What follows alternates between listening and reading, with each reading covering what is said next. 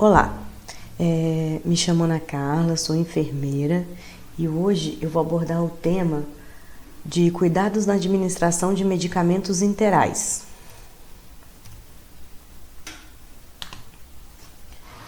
Então, uma das principais funções que a equipe de enfermagem tem no cuidado dos pacientes é a administração de medicamentos. E vai exigir dos profissionais a responsabilidade e habilidade técnica, fatores que vão garantir a segurança do paciente. Então, antes da gente entrar especificamente na parte dos cuidados com as medicações interais, alguns aspectos gerais que são importantes para a gente. Primeiro, o conceito de medicamento.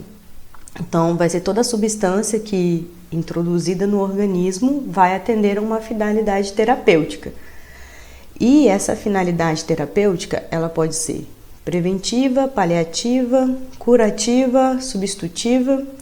Então, a preventiva, como exemplo, a gente tem as vacinas, a finalidade terapêutica paliativa, os analgésicos, curativas, os antibióticos, substitutiva, por exemplo, a insulina. Bom, quando a gente fala em cuidados na administração de medicamentos, é muito importante que a gente reforce a questão da segurança no uso dos medicamentos, que foi o que a gente falou agora. Os profissionais têm que eles precisam estar capacitados com habilidade técnica e ter responsabilidade daquele procedimento que eles vão estar realizando. Então, algumas falhas no processo de medicação podem ocorrer e são frequentes nos centros hospitalares do mundo todo, inclusive do nosso país e na nossa realidade do nosso hospital. E os principais erros vão envolver erros em relação à dose, à via de administração e ao tipo de droga que está sendo administrada no paciente.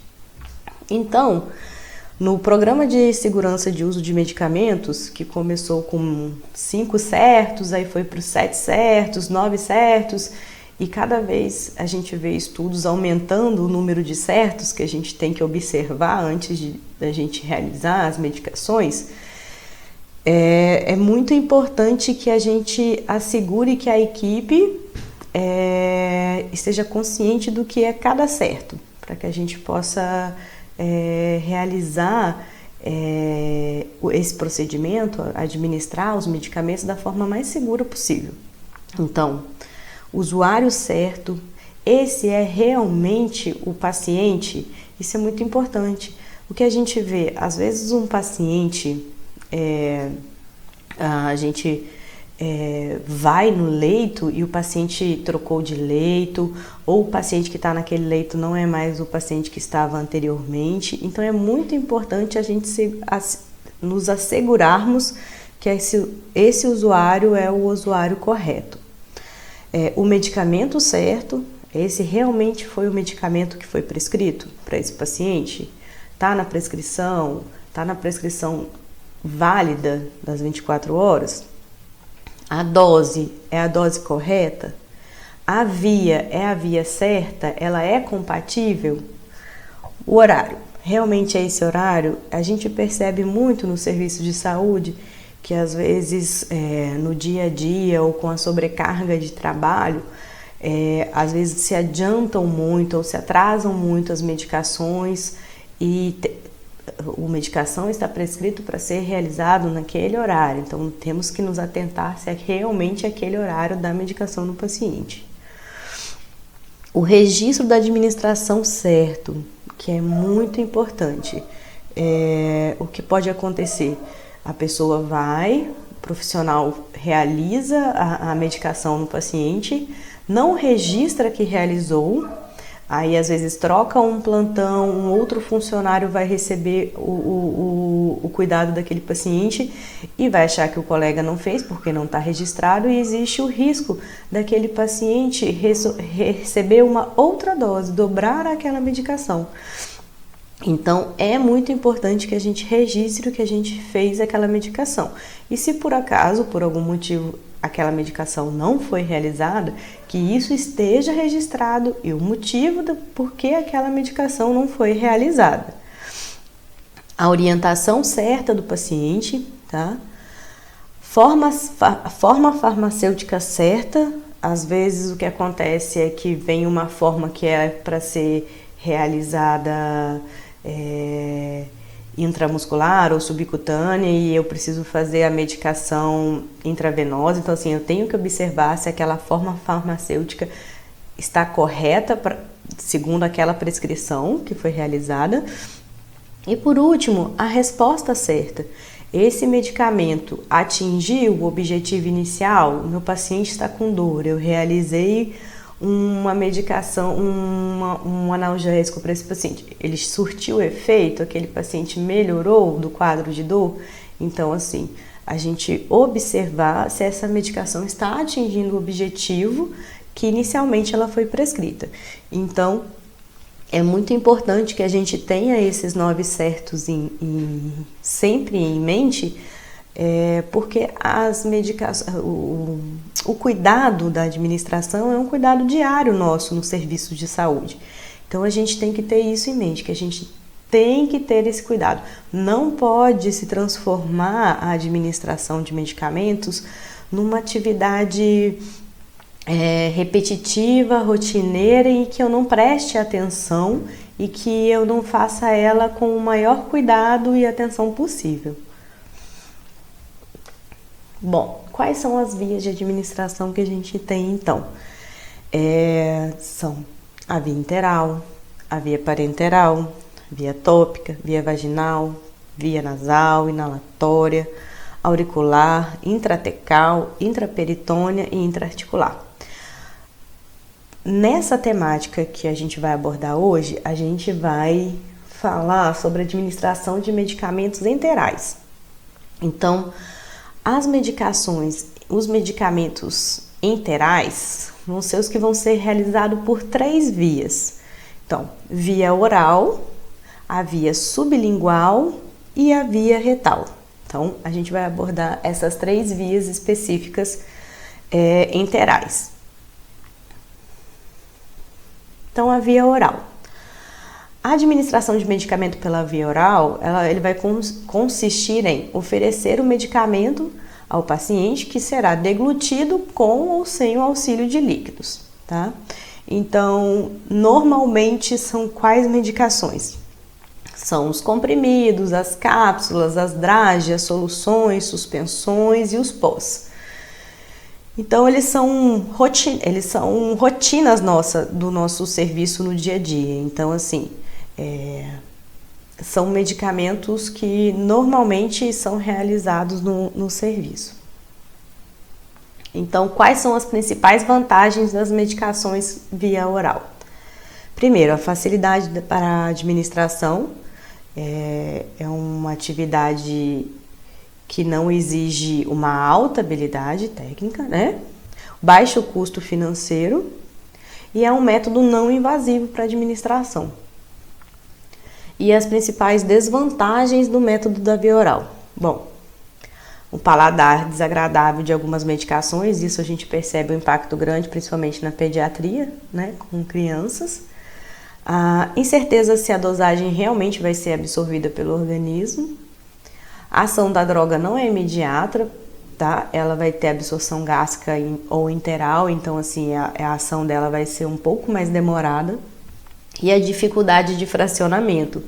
Então, a gente vê essa questão do fracionamento como uma dificuldade no serviço e às vezes até um risco de erro de dosagem também, porque às vezes você vai fracionar um comprimido e você fraciona ele não necessariamente realmente meio a meio ou 1/3, como está prescrito, então isso pode prejudicar a dosagem, né? Não ser a dosagem correta desse medicamento.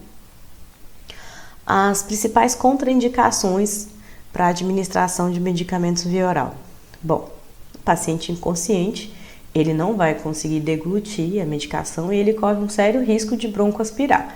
Então, um paciente inconsciente, eu não tenho como oferecer uma medicação via oral para esse paciente. pacientes com dificuldade de deglutição, pacientes com crises de vômito, pacientes que necessitam de jejum, né, que não podem receber nem a medicação e nem o líquido que vai ser ofertado junto. Então, essas são as principais contraindicações para as medicações da via oral. Bom, então, em relação à questão técnica, como que a gente vai administrar? O que a gente precisa para administrar essa medicação? Bom, de material, como a gente falou ali, é um procedimento que não é um procedimento complexo, então o que eu vou precisar é da prescrição, né? Eu vou precisar da prescrição e do medicamento, então a terapia medicamentosa prescrita, o copo para colocar a medicação ou uma gaze, normalmente um copo descartável que tem à disposição no serviço, a fita de identificação da medicação, que é muito importante, constando o nome, o leito, o medicamento, a dose, a via e o horário. É muito importante que a etiqueta esteja preenchida de forma completa, com todos os dados, porque quando eu chegar no meu paciente para ofertar essa medicação, eu vou conferir todos os dados, evitando com que a gente possa causar um erro, né? Uma iatrogenia no paciente. A água quando necessário e uma bandeja ou cubarrim para a gente levar o nosso material. Bom, como se dá realmente o procedimento em si da administração da medicação via oral? Bom, sempre iniciando com a higienização das mãos, todo o procedimento de enfermagem, certificar-se da prescrição médica, observando a medicação, a via de administração, a dosagem e o horário, é muito importante, como a gente conversou. Ler o rótulo e a dosagem do medicamento pelo menos 3 vezes, verificando a data de validade e possíveis alterações no medicamento. Então é muito importante que eu observe se essa medicação realmente está lacrada, se esse invólucro que ela veio não foi aberto, se tem alguma alteração no aspecto dessa medicação, tá? E ler o rótulo, ver se aquela medicação é realmente aquela medicação. O que a gente percebe é que muitas vezes frascos ou comprimidos, eles têm aparência muito próxima e às vezes ações muito diferentes. Então a gente tem que fazer essa conferência, é muito importante. Bom, colocar o medicamento em copo descartável gaze de acordo com a dosagem prescrita, identificando com o nome do paciente, número do leito, o nome do medicamento com dose, via e horário de administração. É a identificação que a gente falou. Levar o medicamento até o leito do paciente, de preferência numa bandeja ou numa cubarrim. Verificar se o nome do paciente confere com a prescrição, esclarecendo sobre a medicação que irá receber e verificando possíveis reações alérgicas anteriores. Isso é muito importante. A gente conversar com o paciente, explicar ao paciente a medicação que ele vai receber, possíveis efeitos dessa medicação e se ele já teve alguma reação a essa medicação. Essa comunicação é muito importante.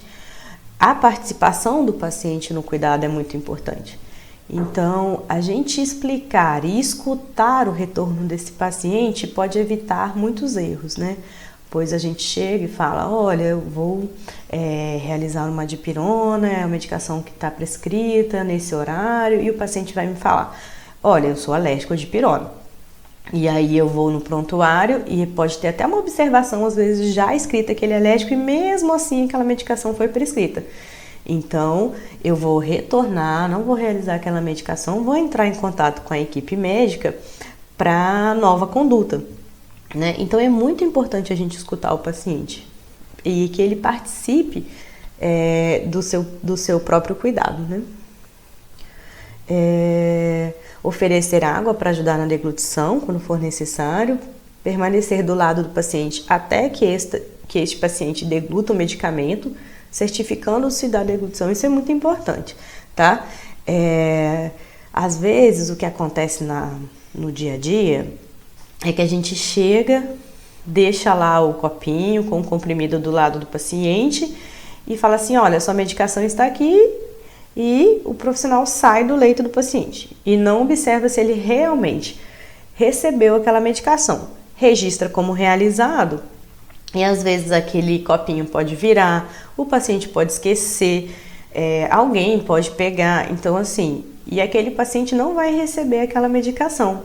Então é muito importante que a gente permaneça do lado do paciente até que ele realmente degluta o comprimido, ou a drágia, ou a cápsula, tá? Que ele receba realmente aquela medicação.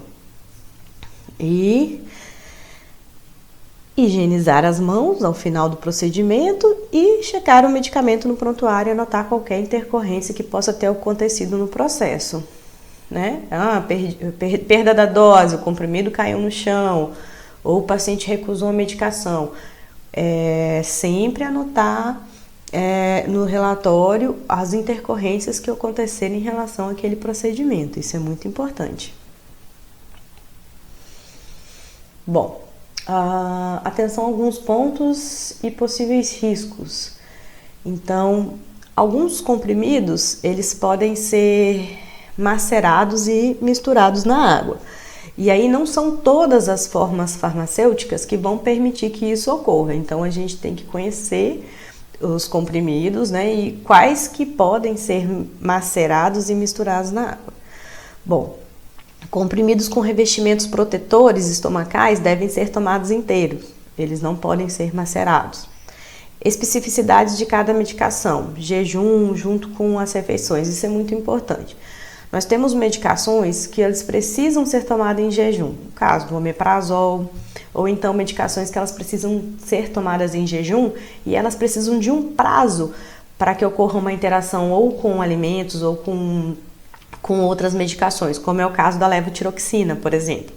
Então, se eu fizer a levotiroxina às 6 da manhã, na hora do aprazamento que a gente tem, as outras medicações têm que começar depois das 6h30. Isso é muito importante, porque se eu ofertar essa medicação com alimentos ou com outras medicações, eu vou estar cortando o efeito. Então, eu não vou estar chegando no meu objetivo ao ofertar esse medicamento ao meu paciente. E outras medicações que precisam ser realizadas junto com refeições, por exemplo. Anti-inflamatórios, alguns tipos de anti-inflamatórios, não esteroides, por exemplo. Eles são irritantes gástricos, então a melhor forma de ofertar isso seriam junto com as refeições, para evitar essa irritação do trato gastrointestinal do meu paciente. Tá? Bom, então, até aqui a gente conversou sobre a primeira via que a gente abordou enteral, então a via oral. Agora a gente vai passar para a segunda via, que é a via sublingual. Então, a via sublingual, ela vai consistir em administrar o medicamento diretamente sob a língua e deixar que a sua absorção seja realizada pela mucosa oral. Aqui na imagem a gente consegue ver o comprimido localizado aqui, né, sob a língua, abaixo da língua, e ele é deixado parado ali, tá? A gente não fica movimentando esse comprimido, esse medicamento fica parado para que ocorra a absorção dessa medicação, tá? É uma via muito utilizada para alguns nitratos que a gente usa para angina pectoris ou suspeita de infarto agudo de miocárdio, tá? Alguns antihipertensivos em caso de crise de hipertensão arterial sistêmica. Existem algumas medicações também, como o ondansetrona, que tem essa opção via sublingual, tá? E como vantagens, a gente tem a facilidade também na administração, assim como a via oral, a via sublingual é uma via com certa facilidade na administração, uma rapidez na absorção, ela não vai ser metabolizada pelo fígado, então ela vai ter uma rapidez muito grande na absorção, tá? E um método também não invasivo na administração. Quais são as desvantagens? As desvantagens dessa via sublingual As principais desvantagens é que o número de medicamentos de formas farmacêuticas que são disponíveis é muito reduzido. Nós não temos muitas medicações que são disponibilizadas nessa via. Então, não tem uma grande variedade de medicações que são realizadas via sublingual, tá? E, como na via oral, o paciente também deve estar consciente, ele tem que estar acordado, porque se eu colocar um comprimido abaixo da língua desse paciente, e ele for um paciente inconsciente, eu corro o risco de esse paciente broncoaspirar, né, esse comprimido. Então, quais são os materiais que a gente vai utilizar para administração dessa medicação? Então, a terapia medicamentosa prescrita, né, o medicamento prescrito conforme a prescrição médica, um copo para medicação ou uma gaze para colocar, fita de identificação também, constando o nome, o leito, o medicamento, a dose, a via e o horário, muito importante, e uma bandeja ou uma cuba-rim para eu encaminhar meu material até o leito do meu paciente. Tá? E quais são as atividades que a gente vai desenvolver? Então, como que essa técnica é realizada? Então, primeiro, a questão da higienização das mãos, né? Como todo procedimento, como a gente falou anteriormente. Certificar-se da prescrição médica, observando a medicação, via de administração, dosagem e horário. Ler o rótulo e a dosagem do medicamento, novamente reforçando no mínimo 3 vezes, verificando a data de validade e possíveis alterações nessa medicação, esse invólucro, se ele realmente está fechado, né? Essa medicação realmente é a medicação que eu vou fazer no meu paciente, tá? Colocar o medicamento num copo descartável ou na gaze, de acordo com a prescrição, identificando, né? Como a gente já falou. Levar o medicamento até o leito do paciente. Verificar se o nome do paciente confere com o da prescrição, novamente conversando com esse paciente, interagindo com ele, recebendo informações de possíveis reações já anteriores a essa medicação, tá? E sempre confirmando se ele entendeu qual é a medicação que ele vai receber, qual que é o efeito esperado daquela medicação, né? Isso é muito importante. E entregar o medicamento ao paciente e orientar, né, para colocar parado sob a língua, sem mastigar ou deglutir. Novamente ficar do lado do paciente, observar se realmente esse medicamento foi recebido, se o procedimento foi efetivo. Acabou o procedimento, a higienização das mãos novamente e checar a medicação no prontuário e anotar as intercorrências. Então é muito importante. Acabamos de realizar o procedimento, a gente administrou aquela medicação do nosso paciente, a gente vai checar imediatamente no prontuário para evitar que a gente cometa algum erro em relação a dobrar uma dose, ou os outros profissionais que vão chegar nesse serviço para saber se foi realizada aquela medicação realmente saibam se foi realizado ou não, tá? Alguns pontos importantes e possíveis riscos. Então, vamos lá. Nem todo medicamento via oral pode ser administrado via sublingual. Então, não é todo comprimido que eu vou poder colocar logo abaixo da língua do paciente e vou achar que aquela absorção vai ser realizada, tá? Então, inclusive a gente conversou sobre isso anteriormente, são poucas as medicações que vêm especificamente para essa via, então não é qualquer outra droga via oral que eu possa utilizar para a área sublingual. E em casos de pacientes com nível de consciência rebaixada, a gente deve rever, né, como a gente conversou anteriormente, junto ao médico, devido ao risco de uma possível broncoaspiração nesse nosso paciente. Tá? E a terceira via que consta, né, nas vias enterais, que a gente falou, né, a oral, a sublingual e agora a retal, essa vai ser a via que vai ser utilizada quando o paciente não apresenta uma condição de deglutir, esse fármaco ou então em casos nos quais é necessário que o medicamento não tenha contato com essa circulação, com o suco gástrico, e aí a gente precisa fazer com que essa medicação seja introduzida na região anal do nosso paciente para que ocorra ali a absorção intestinal, tá? A apresentação normalmente é em forma de supositório ou um clister, né?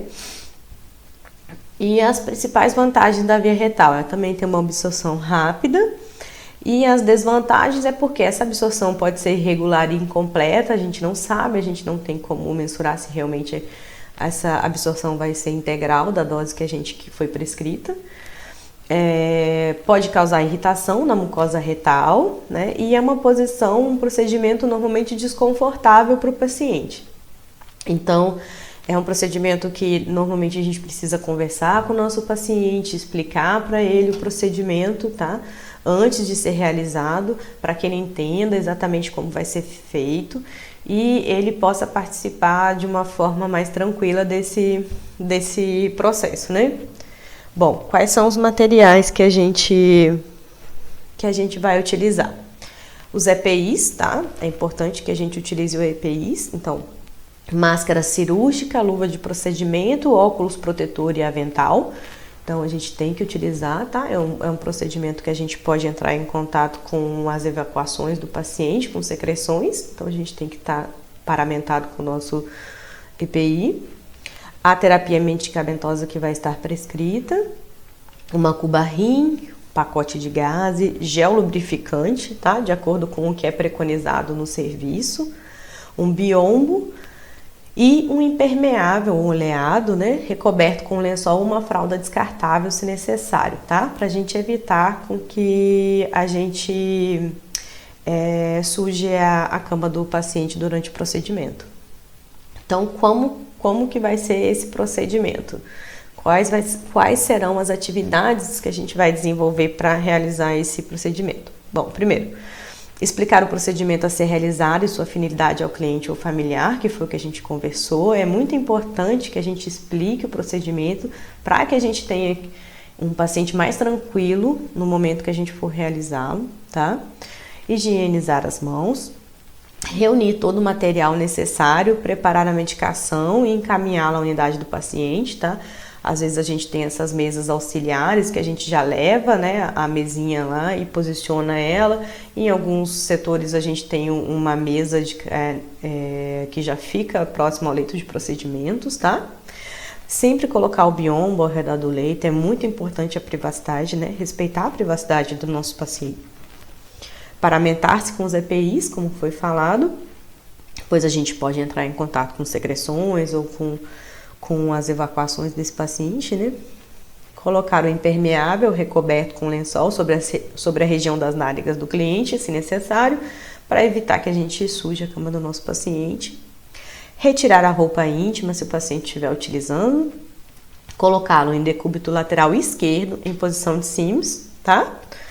Abrir a embalagem do medicamento. Expor a região glútea dele, mantendo o restante do corpo de preferência coberto com lençol, para a gente não expor esse paciente mais do que o necessário durante o procedimento. Aplicar o lubrificante externamente na região distal da sonda, se for uma sonda, ou do dedo indicador da mão dominante do profissional que vai realizar a aplicação do medicamento, tá? Expor o orifício anal desse paciente, levantando levemente a região glútea superior com a mão não dominante e solicitar ao cliente que respire profundamente várias vezes pela boca quando consciente e colaborativo, né? Que às vezes o paciente não pode participar do processo. Então, se for um supositório, a gente vai introduzir o supositório no orifício anal com o dedo indicador e polegar da mão dominante e vai empurrá-lo com o dedo indicador ao longo da parede retal até passar pelo esfíncter interno do ânus e retirar o dedo indicador, né? Deixando lá o supositório. Se for uma solução, uma pomada com aplicador, a gente vai introduzir a ponta do aplicador no orifício anal, avançando em direção à cicatriz umbilical, mais ou menos uns 4 centímetros, que é preconizado. Aí a gente vai pressionar o aplicador com o dedo polegar indicador da mão dominante, injetando aquele medicamento. E aí vai retirar o dispositivo de aplicação, tá? Então vamos solicitar ao paciente para contrair o esfíncter anal para permanecer com o medicamento no local o maior tempo possível. O que a gente percebe é que às vezes muitos pacientes não conseguem fazer isso. Por conta do procedimento já ter sido invasivo, incômodo, às vezes ele está sentindo dor nesse momento e às vezes apesar da gente conseguir introduzir o líquido ou o medicamento que vai estar sendo introduzido, mas o paciente não consegue segurar aquele medicamento por muito tempo para que a gente consiga atingir o objetivo desejado com aquela medicação, tá? Colocar a fralda descartável ou a roupa íntima, né, de acordo com a necessidade. Recolher nossos materiais, nos desparamentarmos, né, retirar os EPIs, recompor a unidade do paciente, deixar tudo organizado, confortável, dar destino aos nossos materiais, realizar a higienização das nossas mãos, checar a prescrição e proceder às anotações de enfermagem, tá? Constando a identificação do medicamento, a apresentação, dose, via, local de aplicação, presença de lesões ou não, secreção, alguma ocorrência adversa que pode ter ocorrido, tá? E as medidas que foram tomadas. Então, o que aqui é importante, novamente, sempre realizar o registro logo após ter realizado o procedimento, tá? Bom, as 3 vias foram abordadas, oral, sublingual e retal, mas é importante a gente falar aqui também um pouco de alguns cuidados específicos na administração de medicamentos via o catéter gástrico interal. Porque muitas vezes o paciente não está conseguindo deglutir essa medicação, que seria uma medicação prescrita via oral, e acabam sendo realizadas via catéter gástrico interal. Então, o catéter interal, na verdade, ele é um dispositivo normalmente destinado a suprir as necessidades nutricionais dos pacientes, né, para que ele receba o alimento prescrito para ele, dá um aporte nutricional para esse paciente, mas muitas vezes ele não é exclusivo para essa dieta, para alimentação. E também acaba sendo utilizado para administração de medicações, tá? Via interal, tá? Sendo utilizado nos serviços de saúde. Então, quais os principais cuidados que a gente tem que ter nessa administração de medicamentos via catéter gástrico interal? Então, algumas especificidades. Primeiro, realizar a avaliação das prescrições contendo medicamentos a serem administrados via catéter interal, tá? Considerando a compatibilidade com a via, tá? A técnica do preparo, a interação dos medicamentos e a nutrição interal e potencial para ocasionar reações adversas gastrointestinais ou efeitos subterapêuticos. Então, eu preciso saber e conhecer quais são as medicações que eu posso fazer via esse catéter, saber se ela vai ter alguma interação com essa dieta que o paciente está recebendo por esse catéter ou sonda, né? E o potencial de ocasionar algum problema gástrico. Então, é muito importante que eu conheça essas medicações. Bom, verificar se o medicamento prescrito e dispensado são compatíveis com a trituração e a administração via catéter gástrico entérico. Então, a gente sabe que existem medicamentos que não podem ser triturados. O omeprazol é um exemplo disso, né? Então, eu não posso receber qualquer medicação, simplesmente triturar, abrir, macerar e administrar via catéter entérico, tá? Então, eu preciso saber se esse medicamento é realmente compatível com essa trituração, tá? Os medicamentos líquidos devem ser diluídos em água para minimizar os efeitos adversos no trato gastrointestinal. E os medicamentos sólidos devem ser triturados, né? Em caso de múltiplos medicamentos, a gente tem que triturá-los e solubilizá-los separadamente, tá? Porque pode ter o risco de incompatibilidade. Então, eu não posso misturar todos os comprimidos, macerá-los todos juntos e diluir eles. Então, cada medicação tem que ser triturada e solubilizada separadamente. Não posso fazer isso junto. tá? Lavar o catéter com 5 a 15 ml de água entre as administrações de mesmo horário. Então, eu fiz uma medicação prescrita e eu tenho outra medicação prescrita nesse mesmo horário. Eu preciso lavar o catéter com 5 a 15 ml de água entre essas administrações, tá? De mesmo horário. Conferir posicionamento correto do catéter antes da administração do medicamento, isso é muito importante, evitando risco de broncoaspiração, tá? Nosso paciente, se essa sonda não estiver bem posicionada. E antes de administrar o medicamento, interromper a dieta e lavar a sonda com entre 15 a 30 ml de água e lavar o catéter novamente após a administração do medicamento, considerando, claro, o balanço hídrico, a idade do paciente e dessa quantidade de água que esse paciente vai receber, tá? Isso é muito importante, tá? Interromper a dieta para depois fazer a medicação, tá? E não adicionar medicamentos nas fórmulas interais de dieta, tá? Eu não posso pegar uma medicação minha que eu solubilizei e colocar lá dentro da dieta que chegou para o meu paciente achando que ele vai receber aquela medicação. Não pode, tá bom? Eu não posso adicionar esse medicamento nas fórmulas interais. Tá bom? Bom, gente, esse foi o conteúdo que a gente tinha para abordar, né? Sobre as vias enterais de administração de medicamentos. Aqui no final seguem as referências, tá? Que foram utilizadas para montar a aula. Espero que eu tenha contribuído, né, com o curso de Boas Práticas na Administração de Medicamentos. Agradeço a todos. Obrigada.